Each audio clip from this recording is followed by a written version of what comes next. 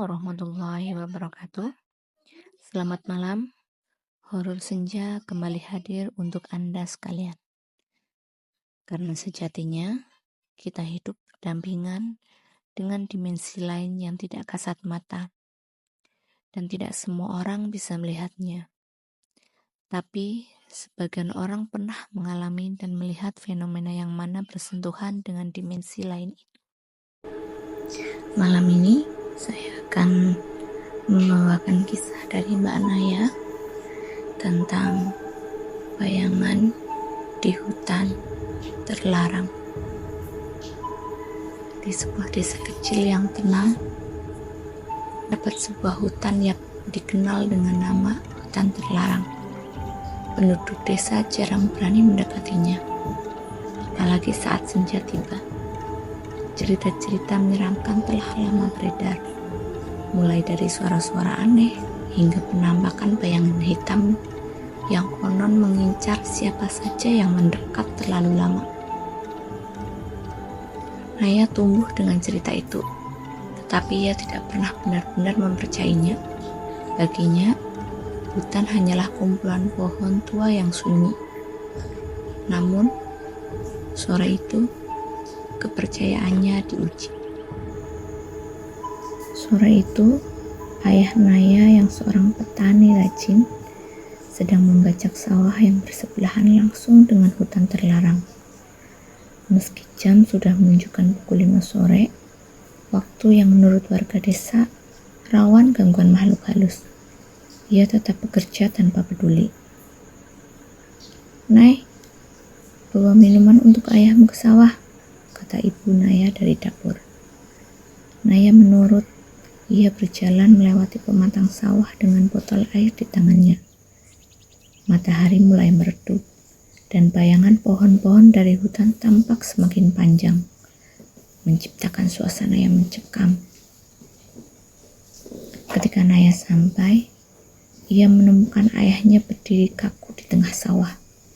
Cangkul yang dipegangnya terjatuh ke tanah, dan tatapan matanya kosong, mengarah ke hutan. "Ayah," panggil Naya ragu. Tidak ada jawaban. Tiba-tiba ayahnya tertawa pelan, suara yang tidak wajar dan terdengar dingin. Tertawa itu berubah menjadi gumaman tak jelas, seperti mantra dalam bahasa yang tidak dimengerti. Tubuh Naya gemetar.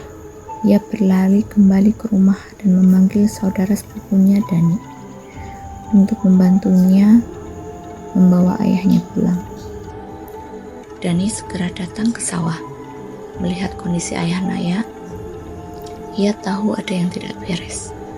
Bersama-sama mereka membawa ayah Naya pulang. Namun, meskipun tubuhnya sudah berada di rumah, jiwanya tampak seperti hilang. Ia duduk mematung di kursi dengan tatapan kosong yang tidak berubah sejak dari sawah. Bu Naya menangis panik. Mereka mencoba memanggil dokter desa, tetapi dokter hanya menggeleng setelah memeriksa. "Tidak ada yang salah secara medis," ujarnya. "Ini mungkin masalah lain." Dani mengangguk paham. "Kita harus memanggil Ustadz," katanya. Ustadz yang diminta datang adalah seorang yang dikenal mampu menangani gangguan gaib. Malam itu, Ustadz datang membawa tas kecil berisi kitab dan botol berisi air yang telah didoakan. Saat ia mulai membaca doa, tubuh ayah Naya tiba-tiba bergerak. Ia meronta, berteriak dengan suara yang bukan miliknya, serak, berat, dan penuh amarah. "Kalian berani mengusirku?" Suara itu bergema di ruang tamu. "Dia itu milikku sekarang." Ustadz tidak gentar. Ia terus melantunkan doa, menyiramkan air ke tubuh ayah Naya. Jeritan itu semakin keras hingga tubuh ayah Naya mendadak terhempas ke lantai. Dari mulutnya keluar sesuatu yang membuat bulu kuduk Naya berdiri. Bayangan hitam tipis yang melayang dan menghilang ke arah jendela. Setelah itu, Ayah Naya pingsan. Ketika ia terbangun, wajahnya kebingungan. "Apa yang terjadi?" tanyanya lemah.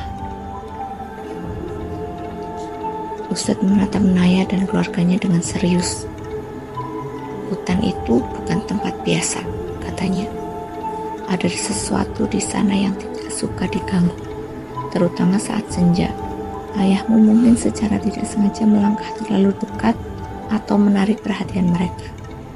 Sejak malam itu, keluarga Naya tidak pernah lagi bekerja hingga larut di sawah, terutama di dekat kebun terlarang.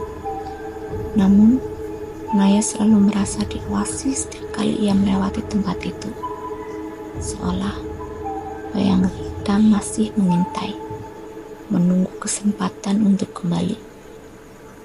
Dan di malam-malam tertentu, ketika angin bertiup kencang, suara tawa dingin terdengar samar dari arah hutan, mengingatkan Naya pada sore mencekam itu. Hutan itu tidak pernah melupakan siapapun yang berani mendekat, bisik warga desa. Sejatinya, makhluk dari dunia lain pun akan merasa terusik jika diganggu oleh makhluk selain mereka. Terima kasih sudah mendengarkan kisah dari Naya. Semoga kita bisa mengambil hikmah dari cerita tersebut. Jika ada yang punya pengalaman yang sama, bisa tuliskan di komentar ya. Sampai jumpa lagi di kisah nyata selanjutnya. Karena dunia lain itu ada dan nyata. Assalamualaikum warahmatullahi wabarakatuh.